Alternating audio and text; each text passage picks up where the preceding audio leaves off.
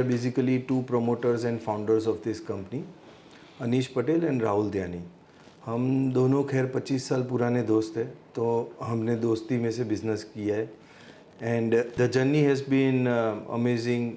तो सर आपने before starting Complex आपने क्या काम किया था, आपने थोड़ा उसके बारे में बताएंगे, आपके और एज वेल एज राहुल भाई के बारे में। सो सर, मैं तो born and bought up in Ahmedabad हूँ। It's a city which is rich by culture and entrepreneurship. यहाँ पे हर घर में आपको एक एंटरप्रेन्योर मिलेगा। एंड मेरा बिजनेस बैकग्राउंड ये रहा है कि मैंने Complex is all about franchisee of cinema and I have always been on the other side of the table. तो मैंने मेरी पूरी लाइफ लास्ट 10 years प्लस मैंने फ्रेंचाइजीज़ के ही बिज़नेस किए हुए, और मैं फ्रेंचाइजी था, अब मैं फ्रेंचाइज़र हूँ। तो मैं वो दोनों साइड की जर्नी देखा है मैंने, और I understand this very clearly कि रिलेशनशिप कैसे चलना चाहिए। सो फ्रेंचाइजी और real estate, I was a realtor also here in Ahmedabad. तो मैं cinema is all about real estate, picking up the right real estate and franchiser relationship. और my partner, the second founder of the company, Rahul, his background is about, he has studied in New Zealand, so उसके पास international exposure है for the company, and he is last 10 years से उसका movie marketing promotion branding, तो उसका वो experience काफ़ी rich है। तो this help which helped in shaping the brand called Complex. Okay, तो सर ब्यूटीफुल जर्नी, ये बता कॉम्प्लेक्स सिनेमा करता क्या है एग्जैक्टली? देखो सर, कॉम्प्लेक्स है ना, it's a new age cinema company. So we particularly, हमने ये इंडस्ट्री का थोड़ा एंट्री बैरियर जो था, वो entry barrier we removed it. जैसे आपको अगर सिनेमा करना है तो there was a huge capex and opex involve. हम इसको लेके आ गए बहुत ही एक अच्छे फिगर में।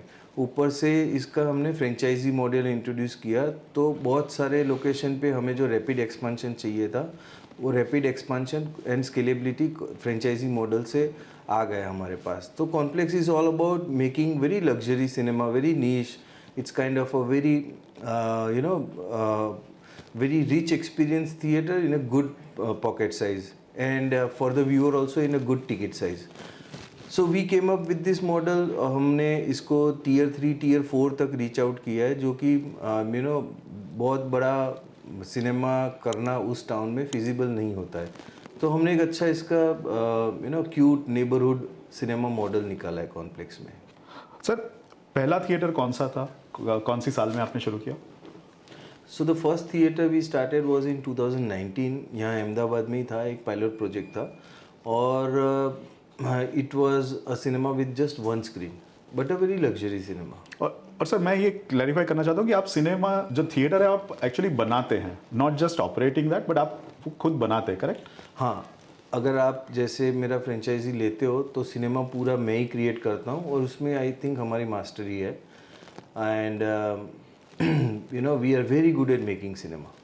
सो हम बनाते भी है उसको, और उसके बाद उसके ऑपरेशन में भी हम काफ़ी हेल्प करते हैं फ्रेंचाइजी को। We have a set of modules and SOPs and everything. Okay, और सर हमारा पहले जो हमने शुरुआत की 2019 से, दूसरा थिएटर हमने कब लॉन्च किया, कितना टाइम लगा दोनों के बीच में? So the first and second cinema के बीच में 11 महीने का टाइम हुआ था, and that is because we had covid in between. So post covid the second cinema was made live. और फिर अभी तो अगर हम उसको फास्ट फॉरवर्ड करते हैं उस जर्नी को, और 2025 की बात करते हैं, तो सर कितने आपके टोटल सिनेमाज हैं, कितने स्क्रीन्स हैं? So till September 2024 we had 55 screens live. We are operational in 8 states. के पास अलग अलग तरह के मॉडल्स हैं सिनेमा के, थोड़ा उसके बारे में बताएं, क्या जो मॉडल है वो क्या है, क्या डिफरेंस है इन मॉडल में? So सर, हमने जब सबसे पहला शुरू किया था, that was my express, we called it the Complex Smart Cinema. ये स्मार्ट सिनेमा नाम भी बहुत it suits our brand because we are technically a very smart operational model and everything. So फिर उसको हम एक्सप्रेस बोलते हैं, which was typically for little bit of tier 3 town and tier 2 town.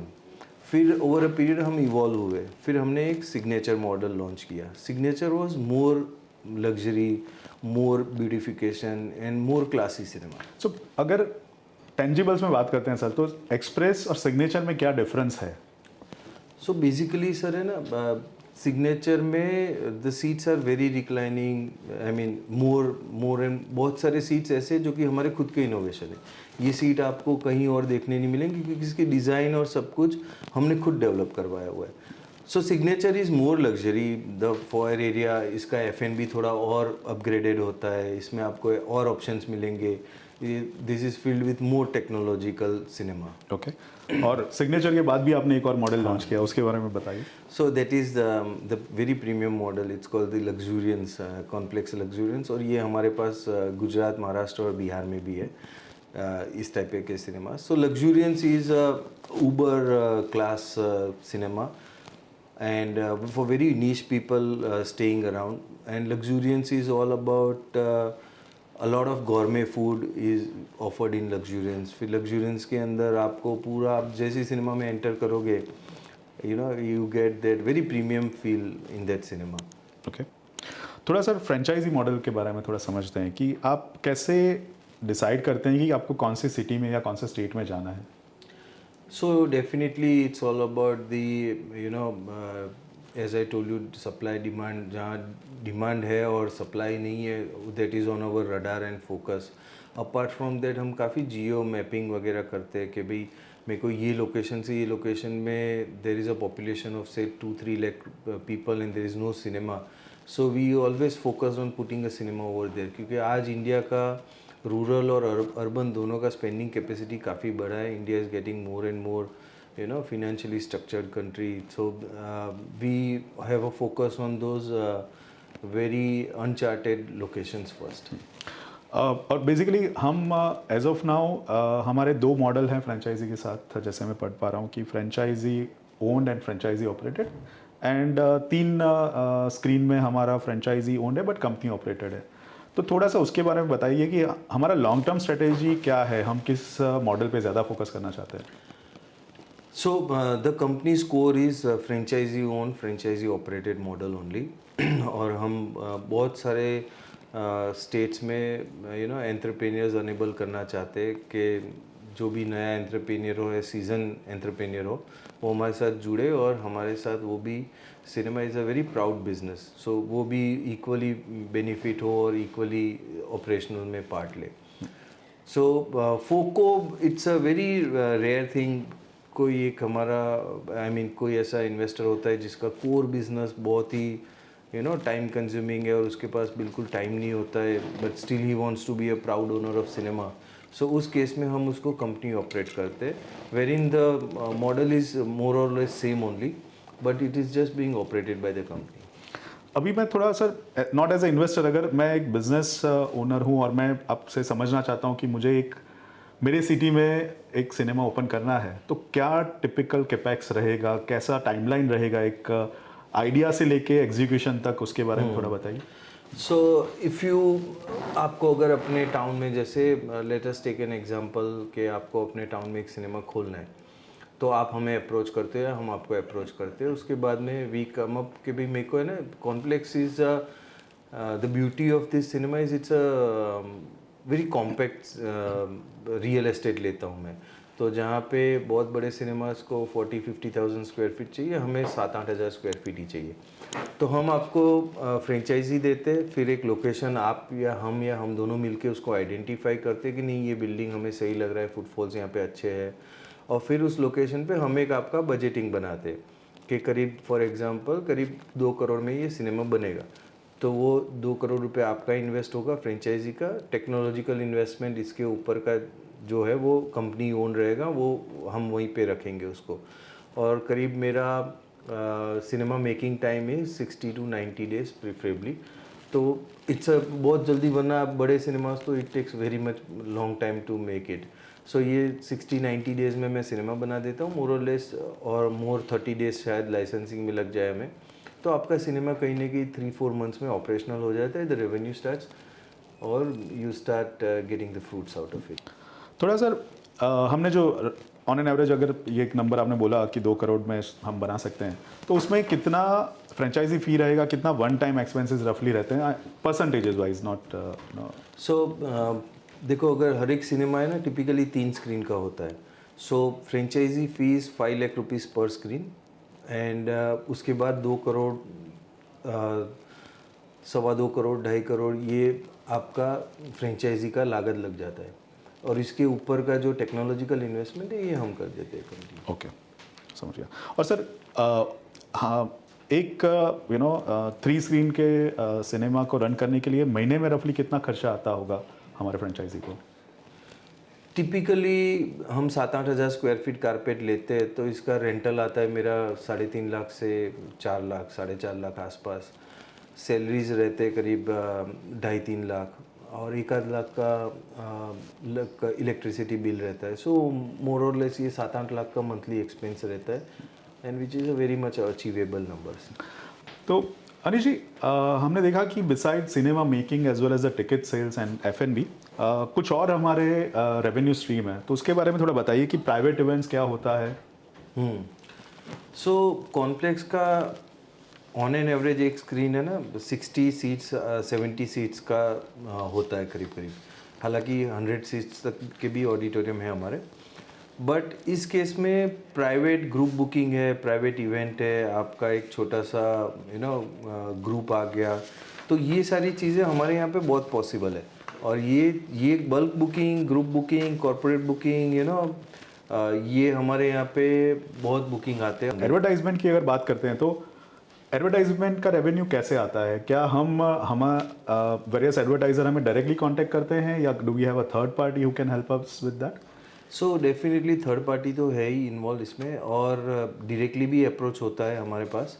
But advertisement is a good revenue and इसमें eye ball काफ़ी strong रहता है for the advertiser also. थोड़ा अभी मार्केट के बारे में समझते हैं कि सर आपके हिसाब से क्या ये मॉडल स्केलेबल है? क्या आप अलग अलग इंडिया के अलग अलग स्टेट में, अलग अलग सिटीज़ में जा सकते हैं?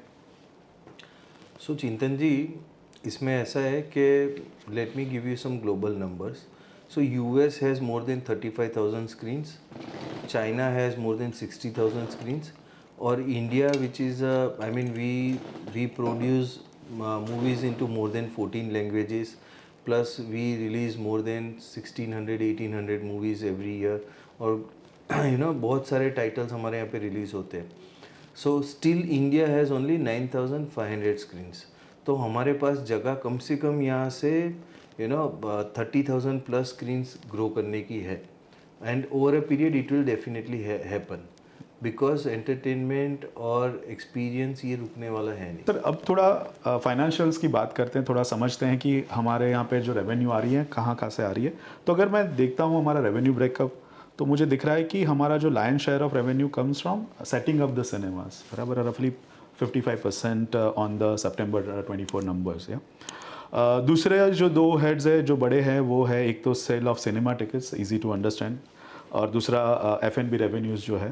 बट देयर आर जो कुछ छोटे छोटे रेवेन्यू स्ट्रीम है जो आगे चल के बड़े हो सकते हैं, बट वो इजी टू अंडरस्टैंड नहीं है हमारे, जो भी अगर कोई ये इंडस्ट्री में नया है तो उसके लिए थोड़ा सा अगर समझा सकते हैं कि स्क्रीनिंग चार्ज क्या होता है. सो स्क्रीनिंग चार्ज ये है ना, इट्स अ काइंड ऑफ, इसको कहीं पे प्रोग्रामिंग चार्ज भी बोलते हैं, इसको स्क्रीनिंग चार्ज भी बोलते हैं. ये नॉर्मली वीकली होता है और ये पर स्क्रीन 2000 से लेके 2500 प्लस GST का ये चार्ज होता है, जो कि बेसिकली ये चार्ज डिमांड किया जाता है फ्रॉम द डिस्ट्रीब्यूटर या प्रोग्रामर साइड. तो या बीच में आपका अगर बुकर है कोई जो कि आपका मूवी बुक करता है उनके तरफ से. सो ये चार्ज पहले हम सिनेमा से लेते थे पर स्क्रीन पर वीक. बट इवेंचुअली आज हमारा फ्रेंचाइजी मॉडल दिन ब दिन और फ्रेंडली और और एमिकेबल बनता जा रहा है. तो हम अभी ये स्क्रीनिंग चार्ज का जो इनकम जो एक्सपेंस है ये अभी कंपनी खुद बेयर करता है और हम इसको फ्रेंचाइजी पे नहीं डालते हैं. Okay, understood. तो एक है रेवेन्यू शेयर इनकम, तो ये क्या होता है? सो रेवेन्यू शेयर ये है ना, थर्ड पार्टी ऐप पे जो बुकिंग होता है और वो कन्वेंस फीस जो उनका होता है उसका शेयरिंग होता है, ये सिनेमा को भी मिलता है, which we eventually pass it on to the franchisee also, हमारा रॉयल्टी काट के। सर ये वीपीएफ रेवेन्यू शेयर क्या होता है और वीपीएफ का फुल फॉर्म भी ज़रा बताइए। सो VPF is a virtual print फी, और ये क्या है, सालों पहले ये फिजिकल प्रिंट जाती थी सिनेमा टू सिनेमा, देन इसको डिजिटलाइजेशन हुआ इसका, और अब ये digital, it's a kind of digital transmission का एक कॉस्ट है जो कि you know majorly digital companies इसको they charge it from the producer of the movie. Okay sir, अगर नंबर्स की बात करते हैं तो जो अगर देख रहे हैं तो ये जब हम वीडियो शूट कर रहे हैं हमने डीआरएचपी जो सितंबर के नंबर्स पे फाइल हुआ है, और जब आईपीओ आएगा वो पॉसिबल है कि मार्च 25 के नंबर पे भी आएगा। तो अगर मैं सितंबर के नंबर्स की बात करता तो हमने रफली 40 करोड़ का रेवेन्यू किया है और हमारा पैट है रफली 9.6 करोड़ का, with a PAT margin of around 24%, close to 24%, या नाउ सर मुझे ये समझना है कि हमारा ये मार्जिन इम्प्रूव किस तरह से हो रहा है, आगे चल के क्या ये मार्जिन सस्टेनेबल रहेगा? देखो यू नो, जब ये complex it will become, I mean post IPO resources बढ़ जाएंगे, हमारा स्ट्रेंथ बढ़ जाएगा, तो डेफिनेटली मार्जिन्स भी इम्प्रूव होएंगे। हम एक अच्छे क्वांटम के बायर बनेंगे तो हमारा नेगोशिएशन पावर भी बढ़ेगा with the vendors and suppliers.